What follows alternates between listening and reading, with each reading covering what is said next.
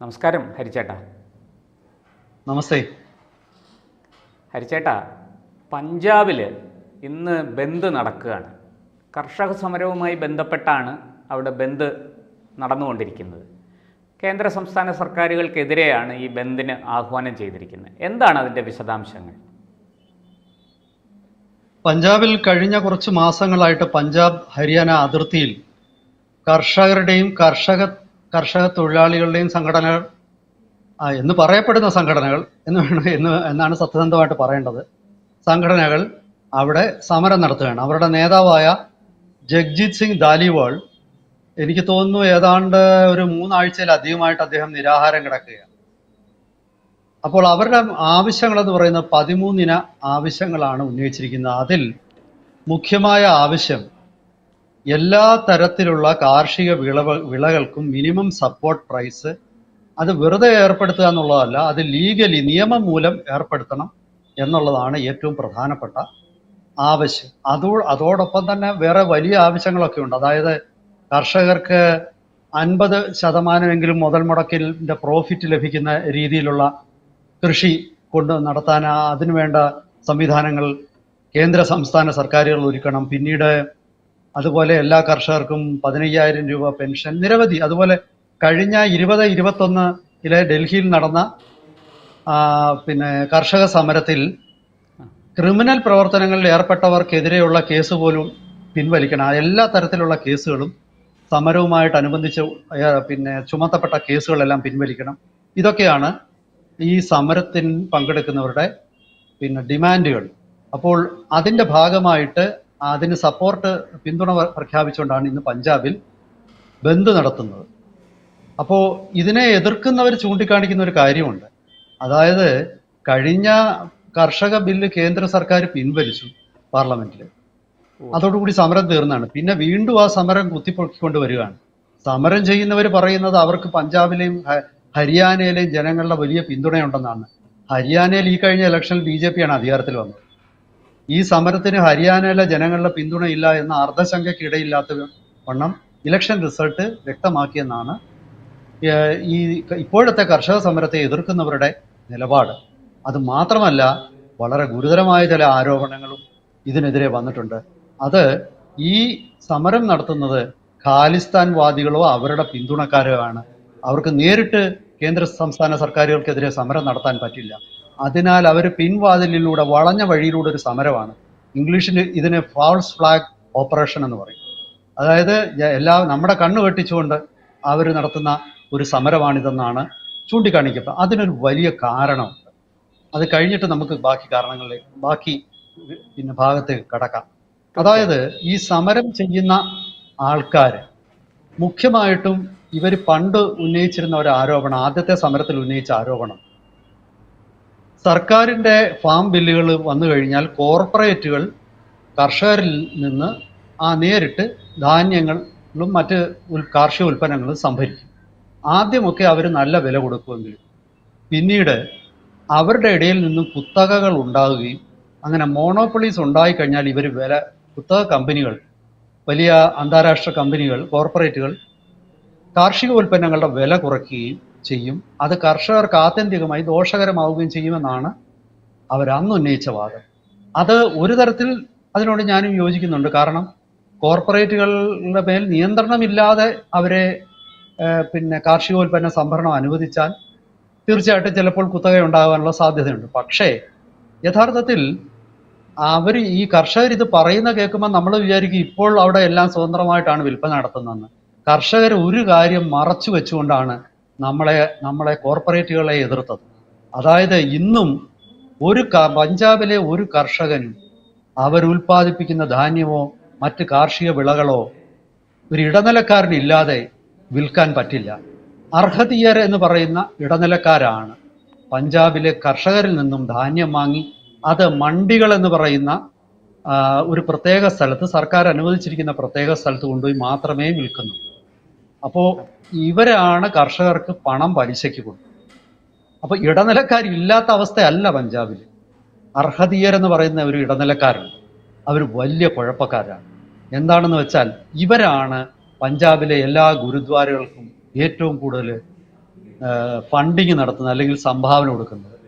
ഇതേ ആൾക്കാരാണ് പഞ്ചാബ് ഈ ഗുരുദ്വാരകളെ സപ്പോർട്ട് ചെയ്യുന്ന, നിയന്ത്രിക്കുന്ന നിഹാങ് എന്ന് പറയുന്ന മതമൗലികവാദികളായി പലപ്പോഴും നമ്മൾക്ക് തോന്നുന്ന പ്രവർത്തനങ്ങൾ ചെയ്യുന്ന നിഹാങ്ങുകളുടെ സംരക്ഷകരും ഈ അർഹതീയരാണ്. അതുമാത്രമല്ല, പഞ്ചാബിൽ ഏറ്റവും കൂടുതൽ തോക്ക് കൈവശമുള്ളത് ഈ അർഹതീയരുടെ കയ്യിലാണ്.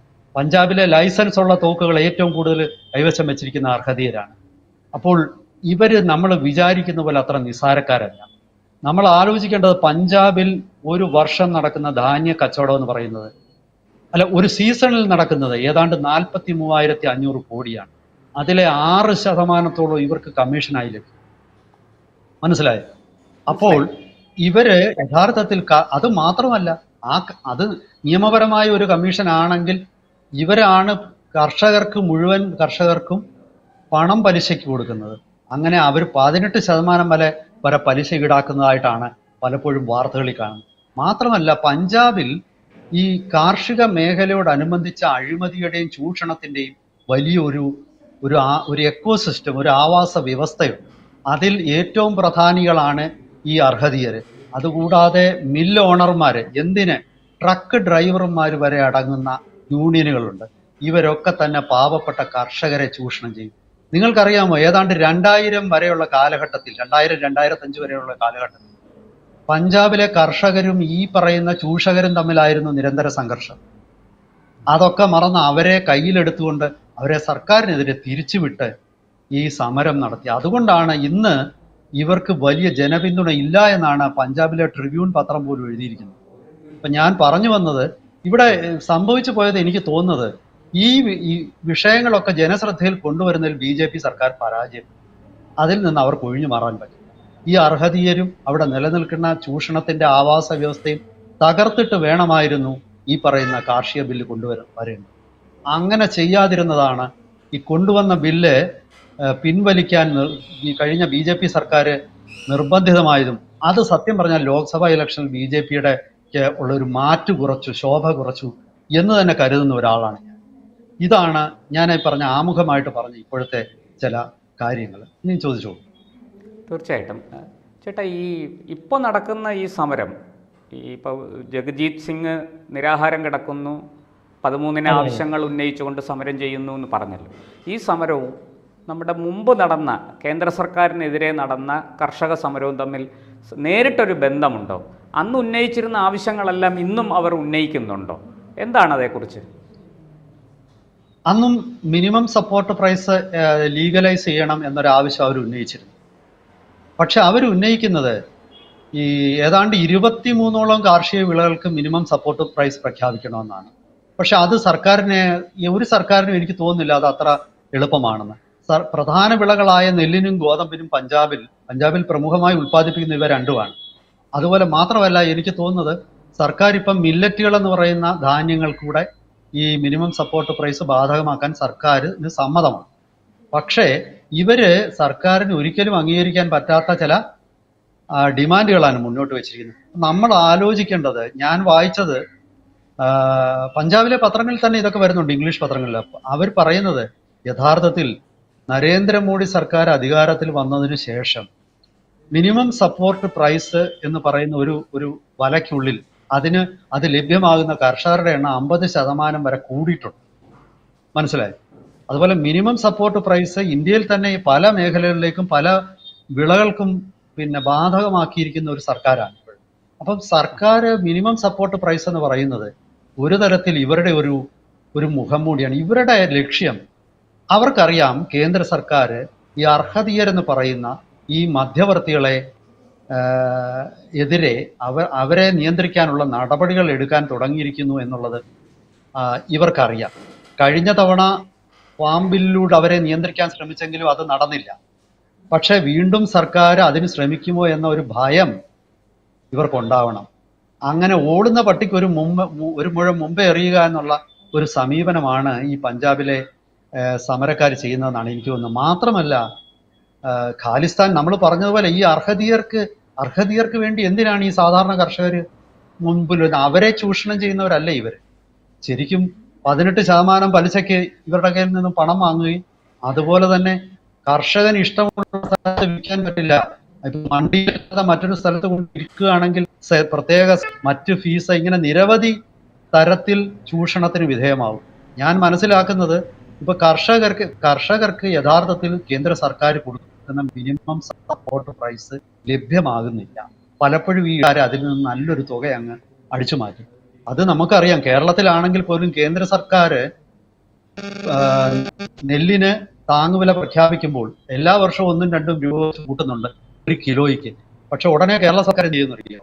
കേരള സർക്കാരിന് ഇതിലേക്കുള്ള ഒരു വിഹിതം, കോൺട്രിബ്യൂഷൻ കേരള സർക്കാർ കുറയ്ക്കും. അപ്പൊ വില ഏതാണ്ട് ഒരു 3-4 വർഷം മുമ്പുണ്ടായിരുന്ന വില തന്നെയാണ് ഇപ്പോഴും സംഭരണ വില. പക്ഷെ കേന്ദ്ര സർക്കാർ ഇതിനിടയ്ക്ക് 2-3 തവണ സംഭരണ വില കൂട്ടിയിട്ടുണ്ട്. അതിന്റെ പ്രയോജനം കർഷകർക്ക് ലഭിക്കുന്നുമില്ല. എനിക്ക് തോന്നുന്നത് ഇത്തരം വിവരങ്ങളൊക്കെ സമൂഹത്തിൽ പ്രചരിപ്പിക്കുന്നതിലും കർഷകരുമായിട്ട് കമ്മ്യൂണിക്കേറ്റ് ചെയ്തതിലും ഈ കേരളത്തിലെ നല്ല കേന്ദ്ര BJPയും അമ്പയെ പരാജയം. അത് എന്തുകൊണ്ടാണെന്ന് എനിക്ക് മനസ്സിലാകുന്നില്ല. അവർക്ക് ഈ അർഹതീയ അല്ലെങ്കിൽ പഞ്ചാബിൽ ചൂഷണത്തെ വെളിയിൽ കൊണ്ടുവരാനോ കേന്ദ്രത്തിലെ പഞ്ചാബിലെ BJPക്ക് കഴിയുന്നില്ല, അത് മറ്റു സംസ്ഥാനത്തെ BJPക്ക് കഴിയുന്നില്ല. കേന്ദ്ര സർക്കാർ ചില നിയമനിർമ്മാണങ്ങൾ നടത്തുന്നുണ്ട്. സംഘടനാ തലത്തിൽ എനിക്ക് തോന്നുന്നു അതിനെ പിന്തുണയ്ക്കാനുള്ള ഒരുപക്ഷെ മെഷീനറിയോ അല്ലെങ്കിൽ ബുദ്ധിയോ ശേഷിയോ BJPക്ക് ഇല്ല എന്നില്ല. അതാണ് അതിന്റെ കാരണം. അതാണ് ഈ സമരം വീണ്ടും പൊട്ടി മുളച്ചു വരുന്നത്. യഥാർത്ഥത്തിൽ ഇതിൽ തീവ്രവാദ ബന്ധമുണ്ടെന്ന് പറയുന്ന ഒരു ആരോപണമുണ്ട്, അത് തള്ളിക്കളയാൻ പറ്റുന്നത്. ഞാൻ പറഞ്ഞില്ല, ഇവർക്ക് നിഹാങ്ങുകളുമായിട്ടും അതുപോലെ ഇവരുടെ കയ്യിൽ കള്ളപ്പണമാണെന്ന് വരുന്നത്. ഈ പറയുന്ന ഇവരുടെ ഈ അമിത പലിശയും അതുപോലെ തന്നെ ഇവർ സംഭരിക്കുന്ന അനധികൃത ചാർജുകളും ഒക്കെ ഇതെല്ലാം കള്ളപ്പണമാണ്. യഥാർത്ഥത്തിൽ എൻഫോഴ്സ്മെന്റ് ഡയറക്ടറേറ്റിന്റെ ഒരു അന്വേഷണം ഇതിലോട്ട് വന്നാൽ ഈ അർഹതീയ നേതാക്കന്മാർ പലരും കുരുങ്ങും. ഇവരൊക്കെ തന്നെ രാഷ്ട്രീയക്കാരുമാണ്. ഇതിന് ഞാൻ ഒരു വസ്തുതയോടെ പറഞ്ഞിട്ട് ഇത് അവസാനിപ്പിക്കാം. അതായത് പഞ്ചാബിൽ തീവ്രവാദം നടന്ന 1980-കളിൽ പഞ്ചാബിലെ കർഷകരിൽ ഒരു നല്ല വിഭാഗം ഹിന്ദുക്കളായിരുന്നു. പക്ഷെ ഈ തീവ്രവാദികളുടെ ലക്ഷ്യം എന്ന് പറയുന്നത് ഒരു സാമ്പത്തിക ലക്ഷ്യമുണ്ട്. അവര് ഈ പഞ്ചാബിലെ ഗ്രാമീണ പ്രദേശങ്ങളിലുള്ള ഹിന്ദുക്കളെ ആക്രമിക്കുകയും ഹിന്ദുക്കളൊക്കെ തന്നെ ആ ഭൂമി വിറ്റിട്ട് സിഖുകാർക്ക് വിറ്റിട്ട് അവർ പലായനം ചെയ്യാൻ നിർബന്ധിതമായി. ഇന്ന് പഞ്ചാബിലെ ഹിന്ദുക്കൾ കൂടുതലും നഗരപ്രദേശങ്ങളിലും അവർ ട്രേഡിങ്ങും അതുപോലെ കച്ചവടം, വ്യവസായം, അതുപോലെ മറ്റു ജോലികളിലും ഒക്കെയാണ്. കർഷകർ വളരെ കുറവാണ്. അവരുടെ ഭൂമി കൈവശപ്പെടുത്തി. മനസ്സിലായി? ഇങ്ങനെ ഒരുപാട് ഗൂഢലക്ഷ്യങ്ങൾ ഉള്ള ഒരു വിഭാഗമാണ്. ഈ സമരത്തിലും ഞാൻ അതൊക്കെ തന്നെ സംശയിക്കുന്നുണ്ട്. ഇത് തികച്ചും സ്ഥാപിത താല്പര്യങ്ങളുള്ള സമരമാകാൻ തന്നെയാണ് സാധ്യത. എന്തായാലും അങ്ങ് വളരെ വിശദമായിട്ട് ഈ വിഷയങ്ങൾ പറഞ്ഞു. നമുക്ക് എന്താണ് പഞ്ചാബിൽ സംഭവിക്കാൻ പോകുന്നതെന്ന് നോക്കാം. കേന്ദ്ര സർക്കാർ ഉൾപ്പെടെ വളരെ ജാഗ്രതയോടെ ഈ തീവ്രവാദ ബന്ധമൊക്കെ നോക്കി കാണുന്നുണ്ട്. അത്തരം റിപ്പോർട്ടുകളൊക്കെ വന്നിട്ടുണ്ട്. കഴിഞ്ഞ കർഷക സമരം പൊളിഞ്ഞുപോയതുപോലെ അത് ഹരിയാനയിൽ തെളിഞ്ഞല്ലോ എന്താണ് സത്യമെന്ന്. അതുപോലെ ഈ കർഷക സമരത്തിന് എന്താണ് സംഭവിക്കാൻ പോകുന്നതെന്ന് നോക്കിക്കാണാം. കർഷകർ വിജയിക്കുമോ അതോ കർഷകരും നമ്മുടെ വിപണിക്കും ഇടയിൽ നിൽക്കുന്ന ഈ കൊള്ളക്കാർ അവർ വിജയിക്കുമോ എന്ന് കണ്ടറിയാം.